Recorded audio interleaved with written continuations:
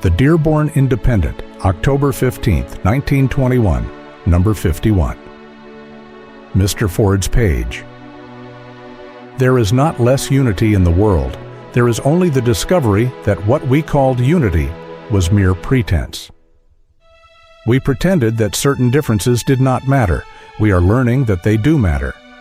We were trying to bring in brotherhood by putting out loyalty to principle. We have found it would not work. There are deep and irreconcilable differences which will never be healed until the inferior disappears in favor of the superior. Society is now going back to its component groups. Men are lining up with their own side, and when we get our various positions clearly defined, we shall be better able to work and live together. But it is not unity. It is only camouflage that is disappearing now. The human race is not a brotherhood as yet. It may become so at some future time, but it is not so now.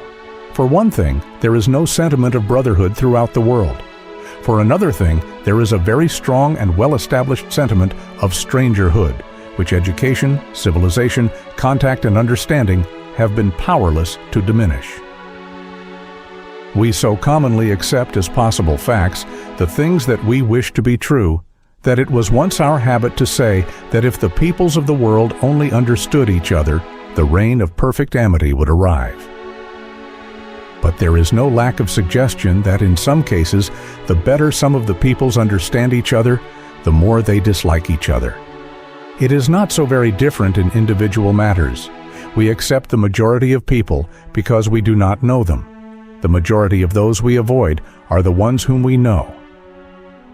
If it be true that there are in the world two or more opposite and antagonistic elements which can never be reconciled without doing violence to the very nature of things, then it follows that until the superior element arrives at mastery and the inferior element is disposed of, such a thing as unity is not to be thought of. Our present times are times of breakup. Many people stand aghast at the opening seams which appear throughout society. There are rips and fissures where apparently all was cemented into a solid whole. What does it all mean, the people cry in their anxiety? It simply means that where we thought there was unity, there was no unity at all. It was all veneer. Society has been kidding itself into believing that it could ignore the profounder principles and secure a superficial sort of unity by the process of backslapping and glad-handing and general meaningless chatter about human unity. A suspicion of this is always with mankind. Let sleeping dogs lie is a common proverb, but it does not describe a secure state of things. If security depends upon our keeping certain dogs asleep, then it is not security. For sleeping dogs will wake, and then security will be gone. If dogs awake and are dangerous, then our possible security is in taming them so that asleep or awake they may be friendly, else remove them from the possibility of doing harm. Anyway, no matter what may appeal to us in the form of theory, the fact is present and indisputable that there is in the world a new consciousness of differences between groups, and that this consciousness is most felt and is most manifested in countries which most profess democracy. It is a popular manifestation, that is, it appears among the people, growing up out of them, not imposed upon them from above or from without. It must be very clear to anyone who thinks about it that the present situation could not have arisen if the previous situation had been what we supposed it to be. That is, if everything had been as lovely as we supposed it to be. If the sleeping dogs were really not dangerous, then what has happened within the last year could not have occurred. There were sores left unhealed. There were differences left unsettled. There were rival claims left undecided. And there never will be peace until the sores are healed, and until the differences are settled, and until the rival claims are finally and rightly adjudged. Now, what does this mean practically? It means this: there will be division and strife until the naturally and eternally superior thing is acknowledged in its superiority. The survival of the fittest is more than a term of science. It is more than a statement wrecking with the sense of universal struggle. It is the declaration of the method of history and the objective of destiny. only the fit does survive. The main difference in human thinking arises with reference to what constitutes the fitness of the fit. One side says that might makes right, and the other side says that right makes might. One side says that the brute will reign, the other side says that the angel will reign. To common sight, it looks as if power would win, and money and influence and force and majorities. That is the way flesh-minded men figure it. But faith-minded men see it differently and more truly. They see that there is an essential element of superiority without which money, majorities, force, influence, and prestige are failures already. The flesh-minded men are always saying that the swiftest wins the race and the strongest wins the battle.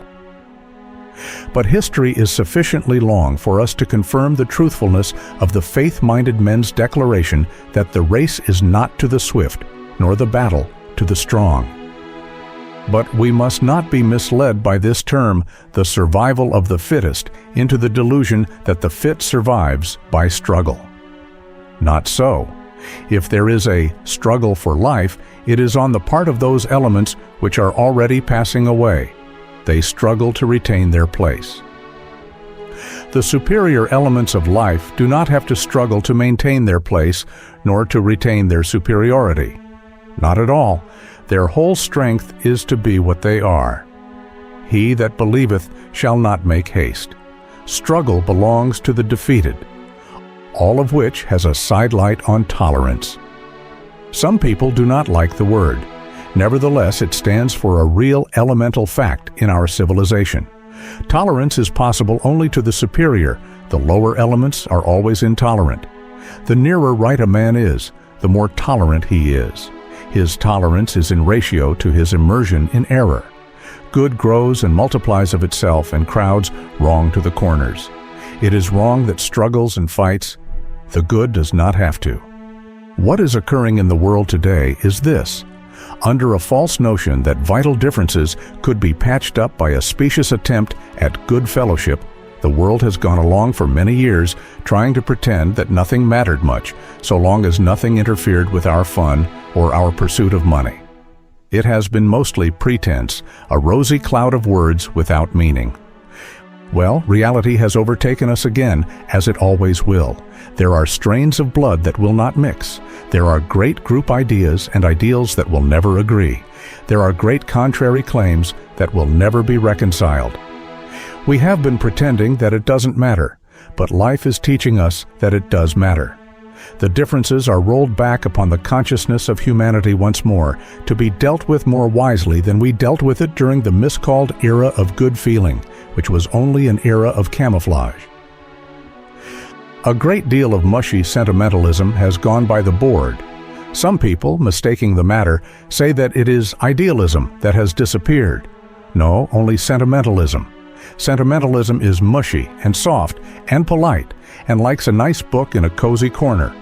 Idealism is willing to fight and be unpopular and rouse nasty language and get its head cracked, if need be, for the honor of an idea. In the meantime, let every man be true to his own position, if he is honestly convinced it is the true one, and let us give room and liberty for everyone to profess his own loyalty. The world is breaking up into its component parts. Every man must line up with the group to which his inmost soul gives its vote. It is a time of taking sides, and a man must take his own side. Afterwards, when once again the position is made clear, we may find a better plan of working and living together in spite of our differences, and yet without denying them.